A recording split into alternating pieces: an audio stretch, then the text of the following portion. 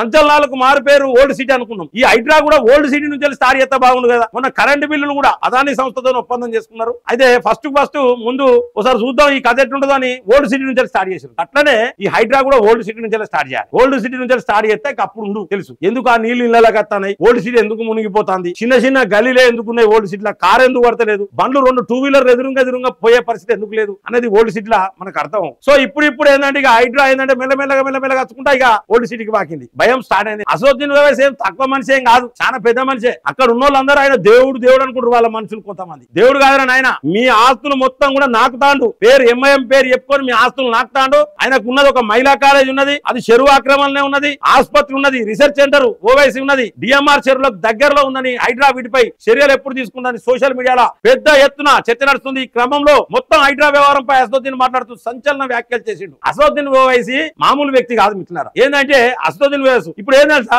ఇప్పటికి కూడా వీళ్ళకి కాంగ్రెస్ అంటేనే ప్రేమ ఉంటది, ఇప్పటికి కూడా వీళ్ళకు బీఆర్ఎస్ అంటేనే ప్రేమ ఉంటది. ఏం చేసినా ఎందుకంటే వీళ్ళు రేపు పొద్దుగాల వీళ్ళ కాన్సెప్టే ఒకటి, బీజేపీ ఓడిపోవాలి అంతే. నువ్వు ఎంత మంచి పని చేయి, నువ్వు ఎన్ని సేవలు చేయి, బీజేపీ ఓడిపోవాలి, బీజేపీ ఓడిపోవాలి. గవర్నమెంట్ ఆఫీసులట నాలుగే ఉన్నాయట, FTL లోనే ఉన్నాయట, షెర్లనే ఉన్నాయట, పుట్టాలలోనే ఉన్నాయట, మరి వాటిని కూల్చేస్తారని అడుగుతాను అసదుద్దీన్. ముందైతే మన సంగతి కానిద్దాం, ఫస్ట్ మనది కానీ నీది మీ ఎవరెవరో లిస్ట్ నువ్వు ఫస్ట్. నువ్వు ఇంత మంచి బాగా సిన్సియర్, దేశానికి ఉపయోగపడే వ్యక్తివి కదా, నువ్వు దేశానికి ఉపయోగపడే వ్యక్తివి, చాలా సిన్సియర్. సో ఇటువంటి వ్యక్తివి నువ్వేం చేయాలి, ఫస్ట్ నీ పరిస్థితి ఏంటిది, నీ ఏమేమి ఉన్నాయి కట్టడాలు, నీ కాలేజీలు ఏంది, నీ కథ ఏంది, నీ కార్ఖానా ఏంది, అవన్నీ చెరువులు ఉన్నాయా, బఫర్ జోన్లు ఉన్నాయా, చక్కగానే కట్టినావా, మరి నువ్వు చక్కగా కడితేనే మంచుకుంటది, చక్కగా కట్టకపోతే కూలగొట్టాలి, తప్పేమున్నది. మిట్లారా ఈ హైడ్రా అంటే ఎవరికి కోపం అనేది కూడా నేను క్లియర్ గా చెప్తా ఉన్నా. ఈ యొక్క హైడ్రా అంటే కోపం ఎవరికి ఉంటుంది అంటే అక్రమ కట్టడాలు అంటే చెరువులల్లా కట్టిన వాళ్ళకు, కుంటలల్లా కట్టిన వాళ్ళకు, అలాగే బఫర్ జోన్లు అంటే చెరువు పక్కకు కొంత దూరం ఉంటుంది, దాన్ని బఫర్ జోన్ గా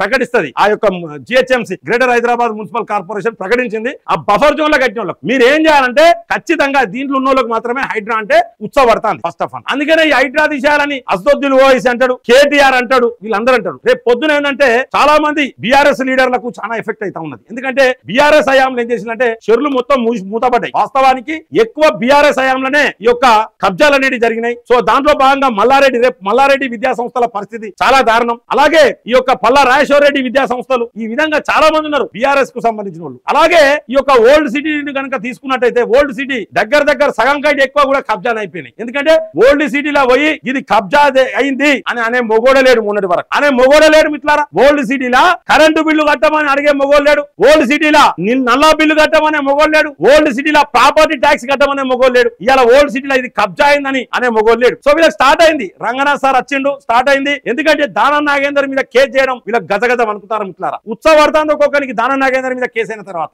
కాబట్టి ఖచ్చితంగా హైడ్రా మంచి పని చేస్తాను. సరే దీంట్లో హైడ్రాను విమర్శించాలనుకుంటే రెండు రకాలుగా మనం హైడ్రాను విమర్శించాలి. అది హైడ్రాను కాదు విమర్శించాల్సింది, హైడ్రా అనేది కూల్చివేతలు చేస్తుంది. మనం ప్రభుత్వాన్ని విమర్శించాలి. ఆ ప్రభుత్వాన్ని ఎందుకు విమర్శించాలనేది కూడా నేను మీకు 2 ముక్కలు చెప్తా ఉన్నా మిత్రులారా. ప్రభుత్వాన్ని ఎందుకు విమర్శించాలంటే ప్రభుత్వం ఒకటి గతంలో మరి ఎవరిచ్చిండు పర్మిషన్లు వీళ్ళకు, ఈ కట్టడాలు కట్టేటప్పుడు చూసిన ఎదవలెవడు, ఆ ఎదవ అధికారులు ఎవరు, ఆ ఫాల్తునా కొడుకులు ఎవరు, వాళ్ళందరి మీద కూడా చర్యలు తీసుకోవాలి, జైలు పంపాలి వాళ్ళ మీద.